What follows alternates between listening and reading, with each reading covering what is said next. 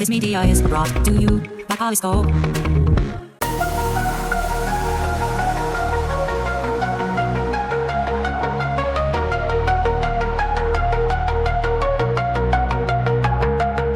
In the realm of tomorrow, where techniques mind, we ponder, we dream.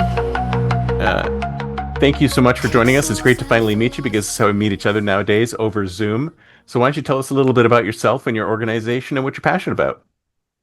Thank you, Chris, for having me. My name is Sam Bigdeli. I'm the co-founder, CEO of KavAI. And at KavAI, we're working on the next generation of AI systems. We call them curiosity-driven AI. Curiosity-driven AI. So what made you, are you one of the founders of the company? Yes, I'm a co-founder. Yeah, excellent. And when were you founded? So I started a company in 2019, and Wow. But that's AI hadn't been invented yet by then. So how could you start it in 2019? Well, my previous company, it's an interesting story. So we were in electronic component, like semiconductor microchip distribution, Right. so we built these models trying to understand. Supply chain is very volatile. Try to understand, the availability, pricing, and I realized that in the entire company, there were like two people that could price parts by Really? hour. And they were just doing it manually, or did they There have was, AI it to was help just them? Or? human. There was no, Mhm. I mean, we had some AI tools that couldn't even get close to what Mhm. they were getting. So that kind of started me I started thinking like why we have these databases, Oracle databases, all these algorithms, and we were using Right. some AI algorithms at the time to kind of come up with some pricing.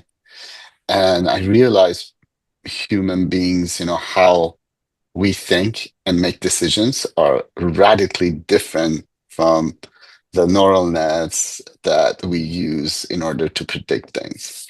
So Mm. that kind of started thinking this is ridiculous. All this information, it's in a database, but a human being with less knowledge makes much better prediction than Right. these systems. Yeah. And it's always been that way, right? It's That it's always it's been interesting. interesting. That's when I kind of started a company and was wondering about it, researching a lot of neuroscience and like how our brain works and what are the functions and what drives it. And then I met my co-founder. She is one of the top control theorists in the country, which is control and information theory. It's Hmm. how we process information.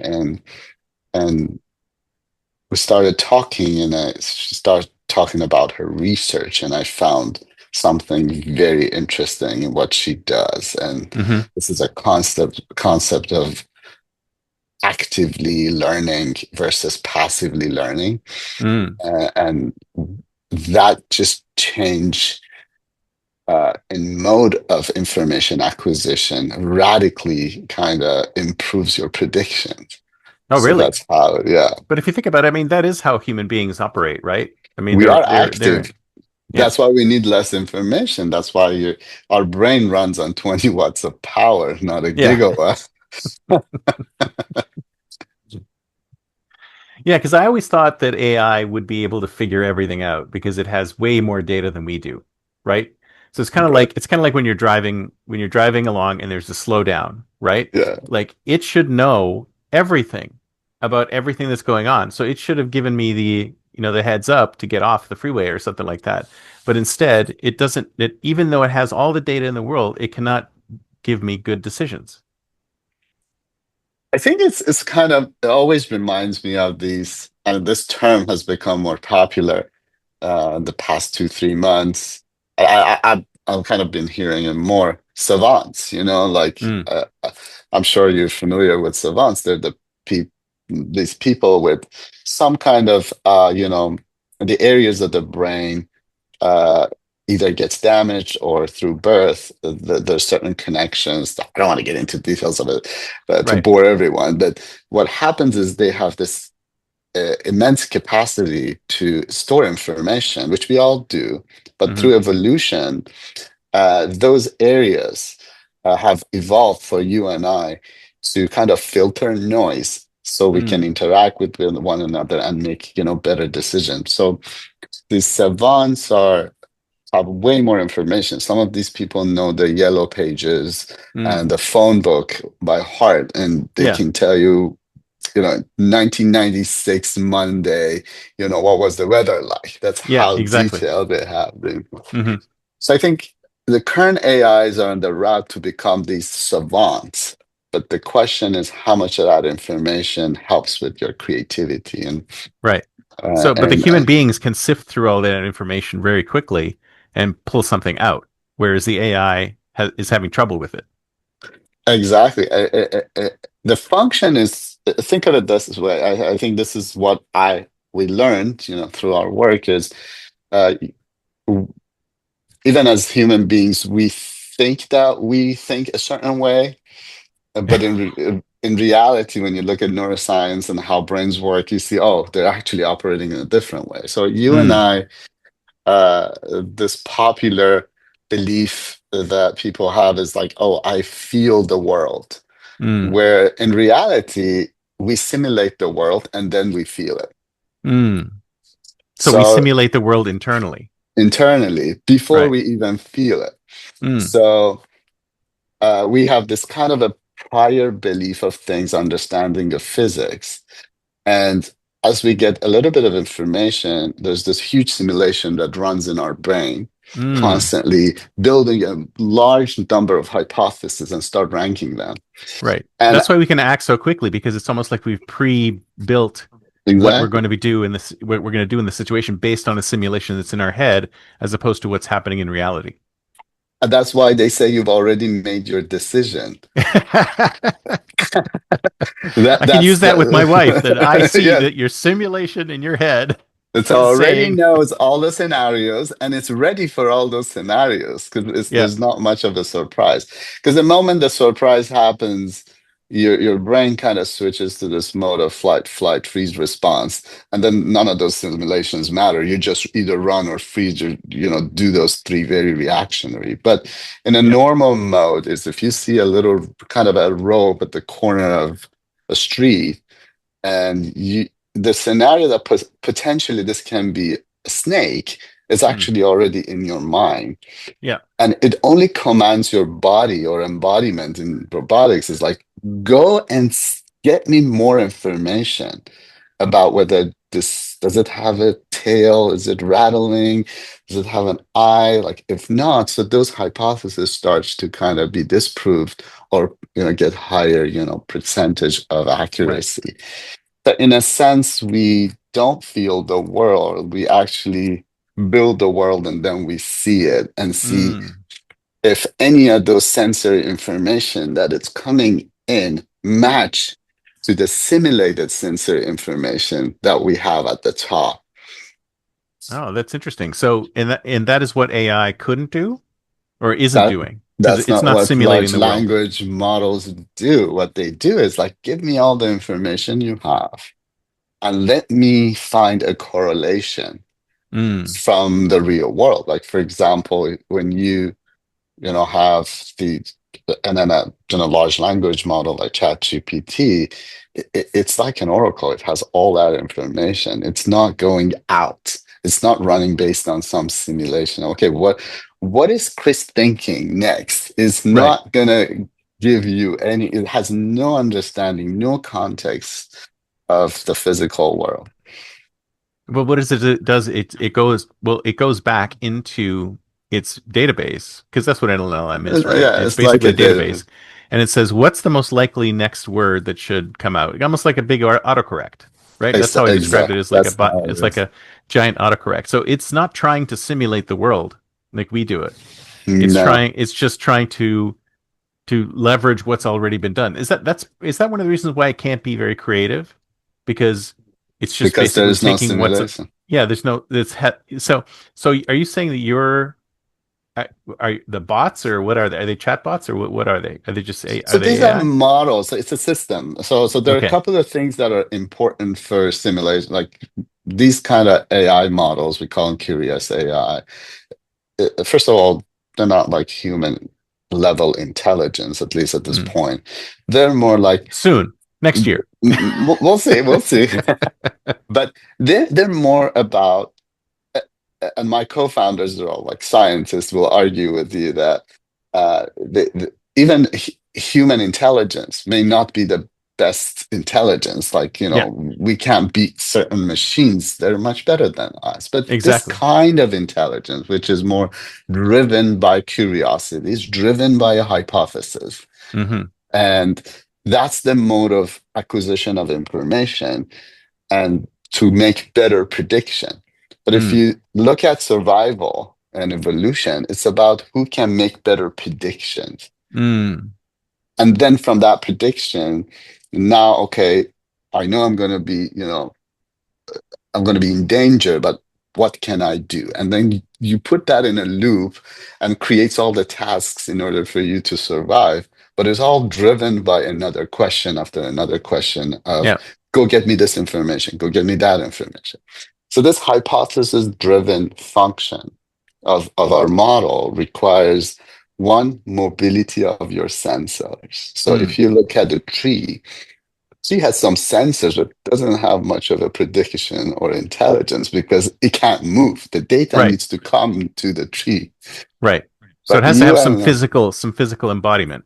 embodiment, which Yeah. that embodiment is in control of information acquisition, the Mm. ability to point the sensor to the direction. If you really think of it, we don't have the best sensors in the world, No. but we ask our brain makes the best simulations and can point those sensors to the relevant information to Right. fill in the gap in order to make better prediction. So we're Right. a very fine prediction machine in the physical world. So, I mean, so our brain capacity, how many predictions can we make? I mean, how many different simulations can we have in our brain that we whip through? I mean, we can have Millions. millions. Millions. And they're like, I mean, without getting into the neurology and all of that stuff, but basically we have these little machines that are in our new cortex that they receive sensory information and they all make predictions like Yeah. separately. And then the brain will basically balance and figure out if the majority is saying this is a snake, it's a snake. Right. But and then And and then what'll happen is, like you were saying, the simulations will decrease. The simulations of how you're going to react to it will decrease. exactly. So Yeah. basically, okay, now uh, it's a curiosity in a way. You need to have attention and then you need the curiosity. So where should I point my attention to? Yeah. Yeah. So these two have to work hand in hand. And without curiosity, without knowing where to point your attention, you are just going to become a vacuum cleaner of information. Which is what current LLMs do. Like Basically, that, just suck everything which in. So, how do these work though? How does the AI know what is important and what to look at? But in the beginning can be not that good of it, but like we're children, we are children, and they're learning. Yeah. But what we can do is we can use synthetic data, a little bit of synthetic data. We can't train these systems all on synthetic data or YouTube videos or Right. use kind of physical feedback. Those are generally good for like standing on your feet or picking things up. But Hmm. the next level is that level of understanding, being aware of the context and the physics of the world. And one way is to train the model on every possible scenario, something that the self-driving cars are trying to do, like by But collecting isn't that massive. impossable? Isn't that impossible though? I think that, see, Okay, this is the there thing. are nuances. There's See, it's kind of definitely. like a little while ago there was this huge article talking about how they're using AI to like win World of Warcraft, right? Or one of those other games, Dota 2, right? It's like AI came in and it crushed all human players. And I think to myself, well, the reason why I can do that is because it's a closed system, right? Absolutely right. Inside of a closed system, it knows all the rules and it follows the rules, and it'll beat any human, right? But the world is an open system, so how can it know enough to be able to be effective in an open system? Absolutely. And there are a couple of things that helps us. One is our multimodality. Mm. So if you see like a cup on your, desk, you won't be able to predict what's inside the cup unless you use your eyes or Yeah, smell. yeah. Or even in that case, you might want to kind of stand up and see, inside. So this to predict the physical world, you need multimodality. Hmm. And that's why our, you know, very, very distant ancestors in the ocean only had chemical sensors, and they developed eyes because they were kind of swimming closer to the surface that was more light. And then as Right. they moved, now maybe hearing or vibrations would give them a hint of better chance of better survival. Ears, nose, like everything started kind of growing from there for better prediction and Mm. survival. And this multimodality plus ability to move would start this cycle, this closed loop of information acquisition, prediction, assumption, hypothesis, more information. And this kind of control loop will start becoming more intelligent at the inference. Mm. So So now you are more targeted in the information. There's so much information around us that it's irrelevant. yeah. And what becomes more relevant to it. Well, so are you saying that all of your AI is embodied in some way? I mean, because you're taking, if it's not embodied, then you're taking away a lot of the sensory information that it might need to Yes, build a scenario. exactly. So there has to be an embodiment, or for our sake, we built this platform, like think of it as a spinal cord, Hmm. where you can have, you know, drones, dog, robots, rovers, any kind of embodiment. So those become sensory Sensory organs to this. mobility, right? So they Oh, become cool. mobility platforms. And then on each of your mobility problems, you can have multiple sensors. Mm. So the architecture of the spine is designed in a way that we can control the sensors, we can control those embodiments as a mobility platform for our sensors, and Mm. send command and control, say go left, go right. But all of that is at the service of collecting this information actively and Mm. both temporally and spatially at the same time. And that's the third, element is if you and I if our eyes and ears have this delay in information collection, our prediction is not going to be very good. Right. Because in time and space, we want to know all those, sensory, readings and values. Otherwise, we won't be able to predict Yeah. We need to know that in real time. Otherwise, we in can't, real there's no way time. to And build real hypotheses. Yeah. yes, it's a time series, kind of problem, which is in time, the world is changing. And your prediction, if you're in an LLM, you're making a prediction, the time has gone by and there's a new sensory information in this room. So if I'm trying to predict, do I smell fire? Yeah. First of all, that smell may not be fire. So I need Yeah. to use multi sensors to make a better prediction. And then I need to move a little, and it has to be time and space, because if it goes away, those hypotheses start to drop off the list. Right. Exactly.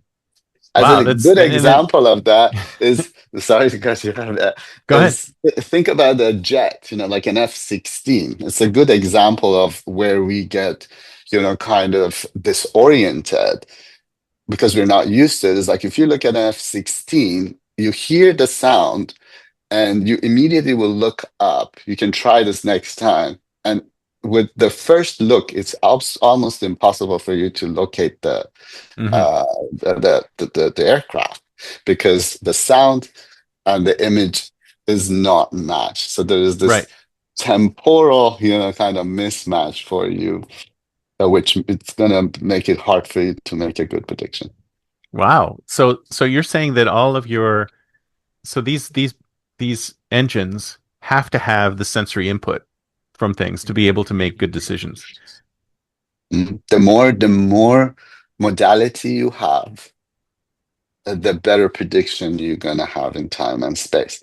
And the other aspect of this is you need to collect those modalities temporally and in time.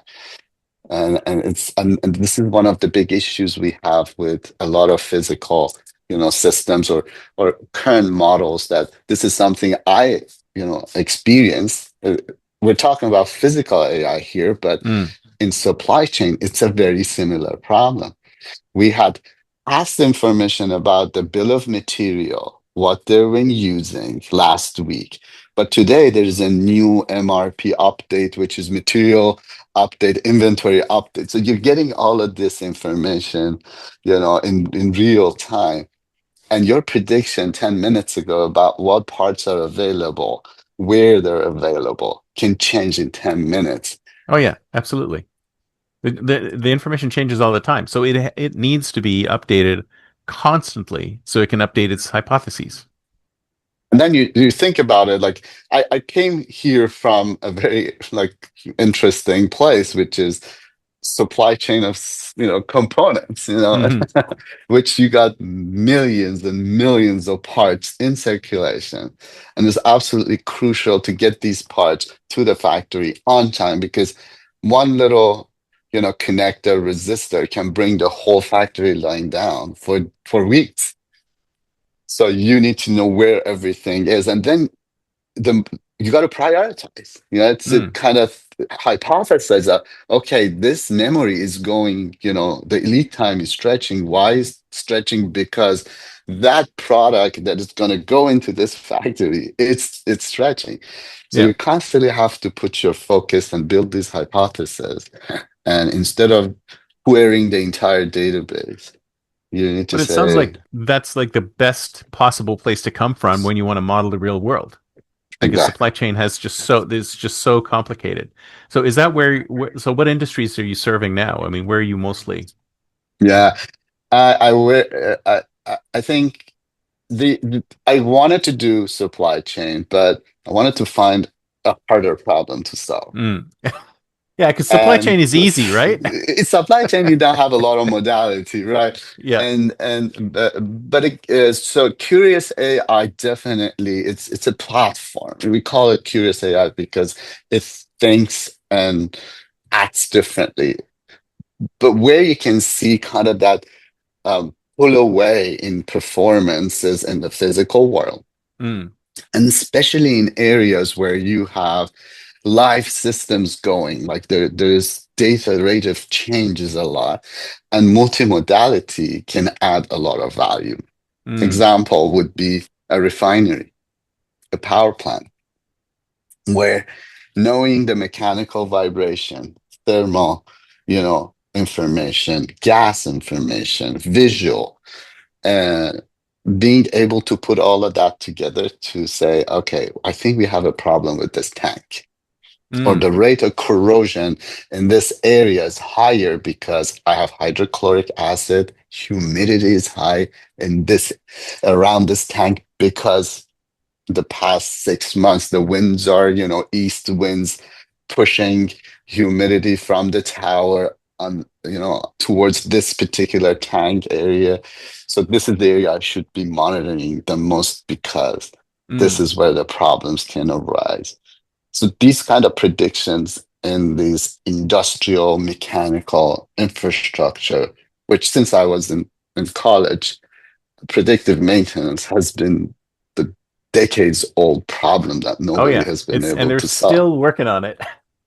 And They're it's not still going to working on it. get solved if you don't have temporal spatial information. Exactly. A So better so predict. so it's time to think like a futurist. This year 2035, 10 years from now. Are we going to see your AI embedded in things like Optimus robots that can go out there and act like human beings? I hope so. Yeah, that's our vision. That's our vision. We definitely see a move in that direction. I think, transformer-based architectures, LLMs, this is just like amazing machines. Okay, Mm. they're clever machines, amazing. They're expensive to run, and we have scaled them.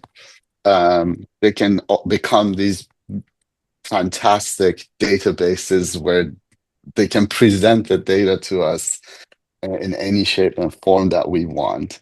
It's an amazing invention, but the question is they have no understanding of the physical world and the words they say or to Mm. throw out. And operating in the physical world, we need a fresh look at how we would predict the world. But just training, neural nets, we're not So gonna get there.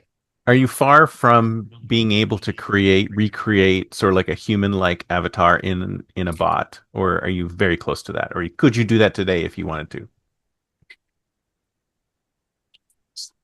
To be honest with you, human like maybe copying, like mimicking some human functionality, maybe, Hmm. but the depth of how we look at things and our understanding of the world and our ability to simulate things, it's amazing. Hmm. I don't think we're there, and don't think anybody would be there anytime soon. Right. But in 10 years, for sure. Right?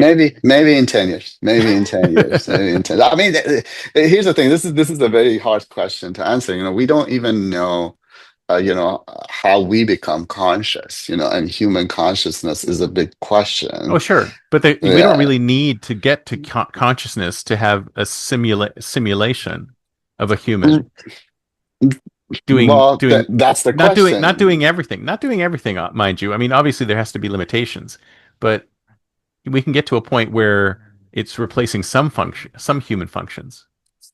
I think, again, this is in the future.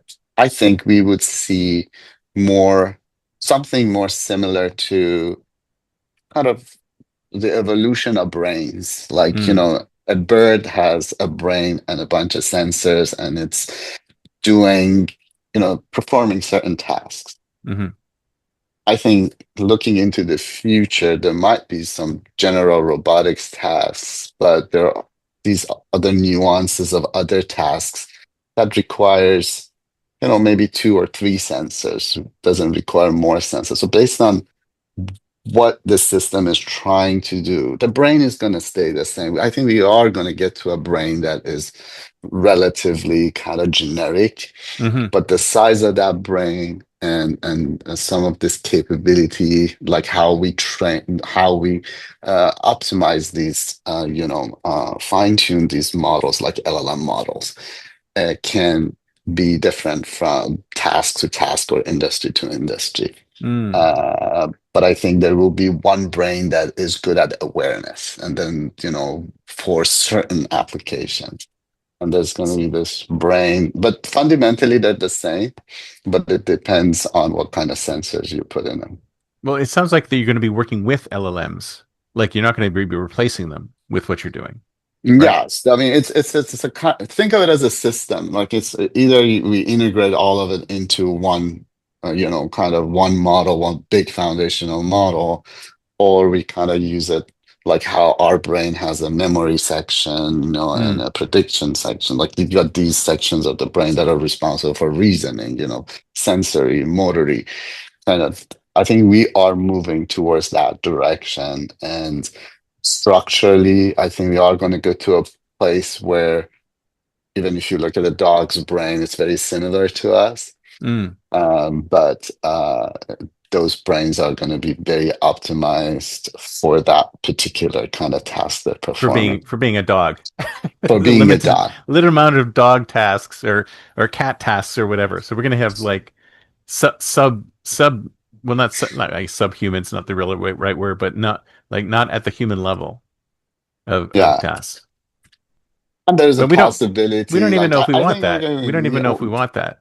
Yeah, and there's a possibility some would see a future where there's this kind of robot that has can see everything, feel everything, and like this one thing that can do all. But I don't know the economics of that, if it's going to be efficient in the long run to have a huge robot doing very small Yeah. tasks.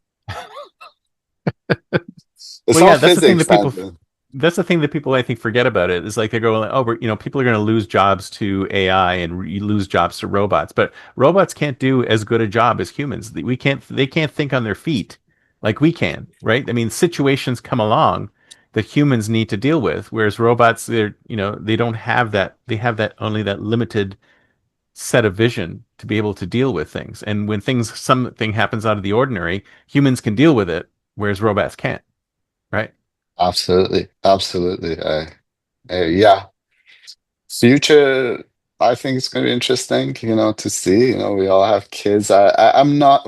I'm more optimistic about the future. I mean, we look at history, like every time we had, you know, a leap in technology, it kind of empowered us. Look where Mm, we are in terms of like health, you yeah, know, uh, wide availability of resources to everyone. I mean, we're a little wasteful for sure, but human condition has improved over time. And I think if you're a lawyer, these systems are going to help you become better lawyers exactly. and But write better cases faster. And it's just like it enables the game to be. I always say, like, what if in an NBA game you give everyone an ability to jump twice as high? You yeah, know, what's going to happen? would You're you just need going as to many raise players? the. I think you still need those players, but yeah, what's going to happen is they're just going to raise the hoops, from That's right. 10 feet. We The still have to challenges will play. always get The harder and challenges harder. get harder. Actually, my son plays basketball, club basketball. We were in Vegas for year and games, and they've started this league of trampoline basketball. Oh, nice. And these guys jump, crazy high. And last year was like these are regular hoop, kind of heights. But Yeah, now they were talking about, okay, maybe we need to like raise them. And I was thinking, okay, that's what AI is doing. If you're a bad guy, wants to, kind of, if you're someone who want to kind of get around the system, use AI to write a contract, then your lawyer needs to use AI kind of yeah. find those quickly. So I think that human element will always be there. Oh, yeah, yeah. And the thing I always think about is that whenever we've had one of these technological breakthroughs, when we're ahead of it or when we're in the middle of it, there's everyone's going, "Oh my God, it's going to destroy everything." But then when we're behind it, we're like, "Wow, that was like the best thing that ever happened." Right? So we're in that Exactly. we're in that state right now where because we don't know what's happening on the other side, but every single time it's been better on the other side, Every right? single time, every single time. I read this, I saw this, kind of news article from when perceptron was introduced in 1947, I think. It may not be get the year right. Yeah. But it said this machine, and this is like a little radio with a bunch of buttons. It was like, this machine is gonna take over our job. And I'm like, yeah, yeah, yeah. I think it's just like, again, that's part of our, Yeah. simulated world. Yeah. As I Yeah. mentioned, that we like to see the threat and be proactive about it. Obviously, I am concerned about the negative uses of these kind of systems. Oh yeah. For We sure. are all thinking like the other way. Like I'm more excited and positive. Like we really want some of these challenges that we're trying to tackle. It's about when you go to these energy sites, you feel really you feel the pain they're going through to maintain this facility. Yeah. It it hits you. I don't know if you've been to any of these facilities, these Mm-mm. sites, and it hits you really hard. The scale, the size, the sound, like it's Wow. massive. Mm. And these guys are running around. You got to go through training. There's all the paperwork they have to go through. So the energy that you and I either put in our car or the electricity comes at a huge amount of human, work and energy. Right. And there's always limitations in budgets. And the reason that we have all these catastrophes, primarily a lot of it has to do with the fact that we cannot scale the monitoring and prediction of our Yep. most critical assets. There's Yep. not enough human beings that you can put on the ground Yeah. to solve this problem. Because So you can't we give it look to in, robots either. we Robots can't can't. get, They can't predict it. we can't. So Yeah. if we can solve that problem, we have amazing machines, like the robots are great from a kind of embodiment, like physically.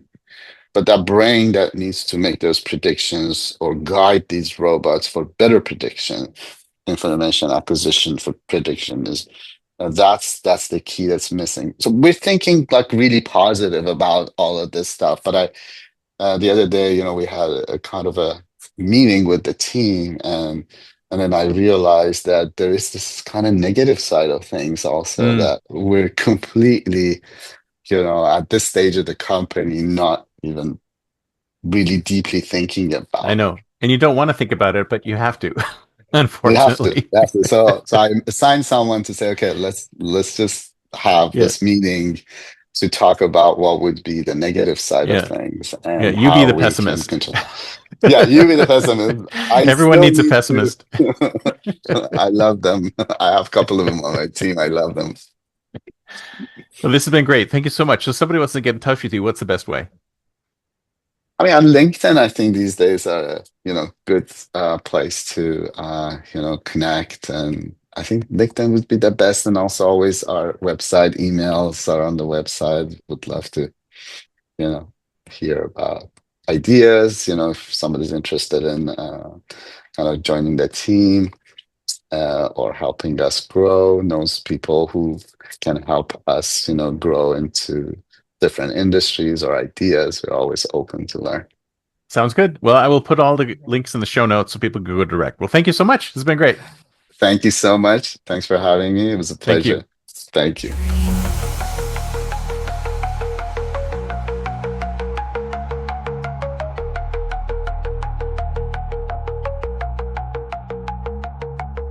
Pixels and philosophies merge and mold, a future untold, unseen.